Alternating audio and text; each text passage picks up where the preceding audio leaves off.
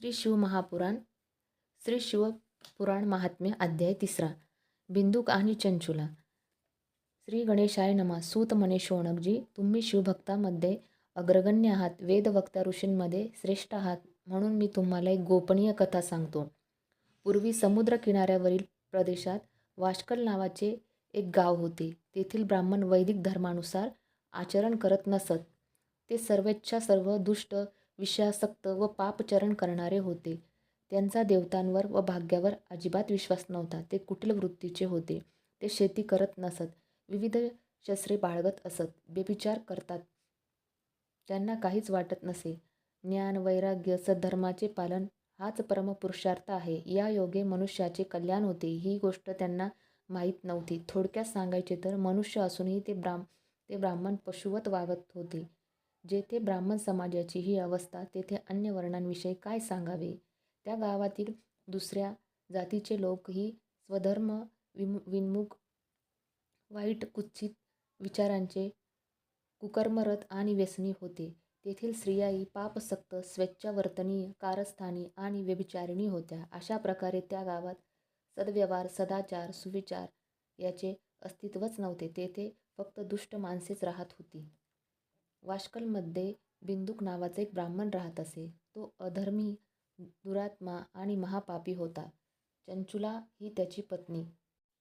ती मात्र धर्मानुगामी होती. तिच्यासारखी सुंदर साध्वी पत्नी असूनही तो ब्राह्मण वैश्यागमन करत असे. तो आपल्या पत्नीची नेहमी उपेक्षा करी. त्याचा सहवास न लाभल्यामुळे चंचुला कामपिडाने रात्र तळमळत राहायची. पतिव्रत धर्माला आणि स्वतःच्या चरित्राला कलंक लागू नये म्हणून तिने बराच काळ या सर्व क्लेशांना सहन केले. तिने आपल्या पतीचे मन वळवायचे सर्वतोपरी प्रयत्न केले, पण व्यर्थ. त्याचा स्वभाव बदललाच नाही. शेवटी ती तरी किती सहन करणार. पतीच्या वागणुकीला कंटाळून तिने धर्मभ्रष्ट झाली, व्यभिचार करू लागली. काही दिवसांनी तिच्या पतीने एका शूद्र जातीतील वैश्याशी लग्न केले आणि अन्यत्र संसार थाटला. चंचुला आपल्या पुत्राचे जमेल तसे पालनपोषण करू लागली. अशी बरीच वर्ष लोटली. बिंदुक ब्राह्मण वार्धक्याने मरण पावला. यमदूतांनी त्याला नरकात घालून अनन्वित यातना दिल्या. मग त्याला पिशाच योनीत जन्माला घातले. तो दुष्ट, पापी ब्राह्मण भयानक पिशाच होऊन विंध्य पर्वतात भटकू लागला. पतीच्या निधनानंतर मूढमती चंचुला आपल्या मुलांच्या संसारात रमली.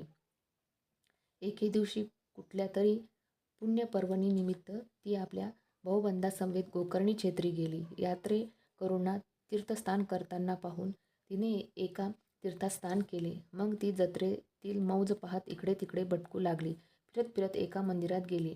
तेथील मंडपात एक ब्राह्मण शिवकथा निरूपण करत होता. भगवान शंकराची परमपवित्र आणि मंगलकारक पौराणिक कथा ती लक्षपूर्वक ऐकू लागली. कथेच्या अनुषंगाने तो ब्राह्मण श्रोत्यांना उद्देशून म्हणाला, ज्या स्त्री व्यभिचार करतात त्यांना मृत्यूनंतर यमलोक प्राप्त होतो. यमाचे दूत त्यांचा भयंकर छळ करतात.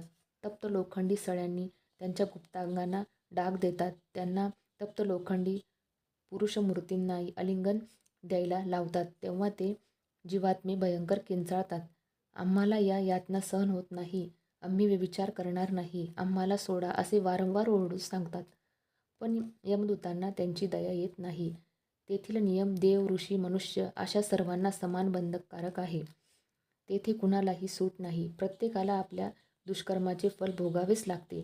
म्हणून स्त्रियांनी व पुरुषांनी केव्हाही अधर्मास प्रवृत्त होऊ नये. पुराणिकांचे बोलणे ऐकून चंचुला भयाने व्याकुल झाली. तिच्या सर्वांगाला घाम फुटला, घशाला कोरड पडली, शरीर थरथरू लागले.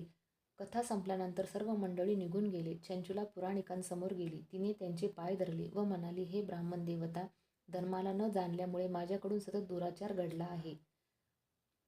तुझ्या मुखातून प्रवचन ऐकून मला माझी मरणोत्तर गती स्पष्ट दिसत आहे.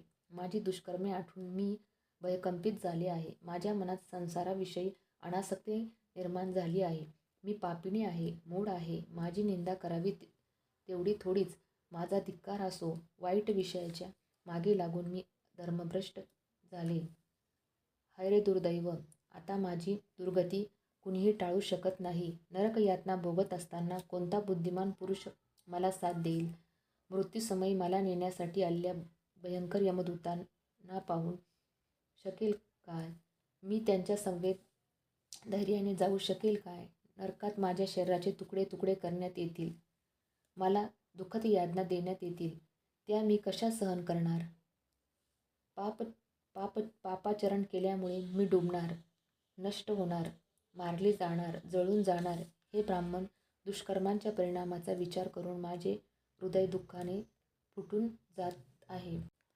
आता तूच माझी माता, तूच माझा पिता. तुला माझी करुणा येऊ दे. तू मला पापमुक्त होण्यासाठी मार्गदर्शन कर.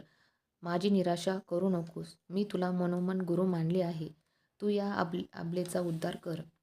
सूत म्हणाले, शौनकजी अशा प्रकारे खेदाने विलाप करीत चंचूला त्या ब्राह्मणाला एकसारखी विनवणी करू लागली.